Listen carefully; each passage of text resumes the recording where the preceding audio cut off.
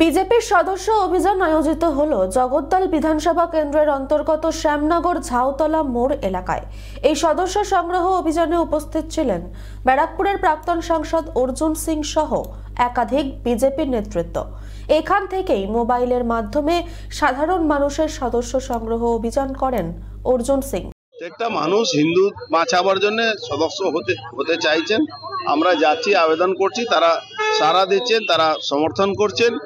ভারতবর্ষের হিন্দুদের বাঁচাতে গেলে ভারতীয় জনতা পার্টির সদস্য হওয়ার জন্য আমরা আহ্বান করছি, আর মানুষ তার সাড়াও দিচ্ছে। দাদা বলছি, একটা টুইট করেছেন হাওড়ায় রীতিমতো অশান্তি শুরু হয়ে গেছে, পুলিশ দৌড়চ্ছে। আজকেও না, এটা পুরনো টুইট আছে, পুরনো ভিডিও আছে। হাওড়ায় আমি যে টুইট করেছি, ভালো করে যদি দেখলে বুঝতে পারবেন। আমার বক্তব্য আছে কি বাংলাদেশে কিছু এক্স আর্মিরা একটা বয়ান দিয়েছে, তারা বলছে কি আমরা 4 দিনের মধ্যে কলকাতা দখল করে নেব। আমি তখন স্মরণ করিয়ে দিই কি এটা হাসির ব্যাপার নয়।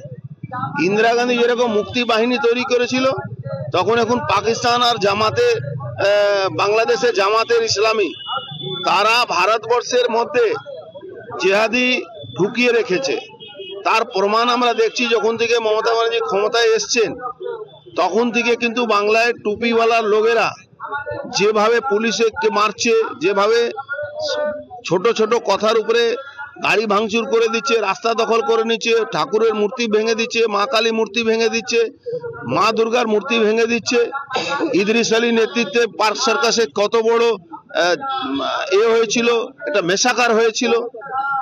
মমতা ব্যানার্জি যে মুসলমানরা হিন্দুদেরকে মারে, পুলিশ প্রশাসনকে মারে, তাকে বলেন দুধের যে গায়ে দুধ দেয় তাকে তার লাথি সহ্য করতে হয়।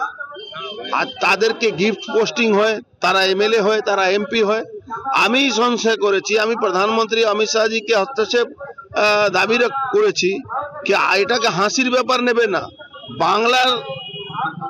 পশ্চিম বাংলার 9টা বর্ডার ডিস্ট্রিক্ট পুরোপুরি জিহাদিদের হাতে চলে গেছে। সমস্ত মাফিয়া, আপনার গরু পাচারকারী, ক্যাটেল স্মাগলার, সোনা, ড্রাগস, ফেন্সিডিল, সমস্ত যারা পাচারকারী আছে তারা সবটাই তৃণমূল কংগ্রেসের তত্ত্বাবধানে আছে। এর সঠিক প্রমাণও আমি দিয়েছি কি ভারতবর্ষের সংসদ পাস করলো, প্রধানমন্ত্রী রাষ্ট্রপতি অনুমোদন হয়ে গেল কি 50 কিলোমিটার বিএসএফ এর আন্ডারে থাকবে বর্ডার। আজকে মমতা ব্যানার্জির সব থেকে বেশি বড় শত্রুকে সে হলো বিএসএফ। বিএসএফ এর বিরুদ্ধে সবসময় মমতা ব্যানার্জি বলেন, তার মানে তাকে মোরালি ভেঙে দেওয়া। কোনো বর্ডার এলাকা ফেন্সিং করার জায়গা দিচ্ছেন না উনি।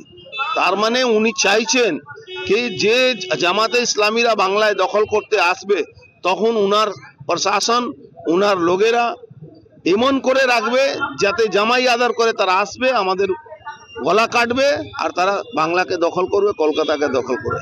সমস্ত হিন্দু সমাজ, সমস্ত বাঙালি হিন্দুদের কাছে আমরা আবেদন রাখতে চাইছি কি এই জামাতেদের বিরুদ্ধে, এই বাংলাকে ইসলামিককরণ করার বিরুদ্ধে সবাইকে নিজে বাঁচার জন্য, নিজের পরিবার বাঁচার জন্য আপনাকে নিজের বাড়িতে অস্ত্র রাখতে হবে। যে অস্ত্র দিয়ে নিজের পরিবারকে বাঁচাবেন, একটা খুব কম হলে যে ঠাকুরকে পুজো করি যে অস্ত্র দিয়ে আমরা, সেই রামদাও থেকে নিয়ে, তলোয়ার থেকে নিয়ে না রাখলে কিন্তু বাংলায় বাঁচবে না। শ্যামনগর থেকে হিমাদ্রি শেখর ভট্টর রিপোর্ট, চ্যানেল 24/7।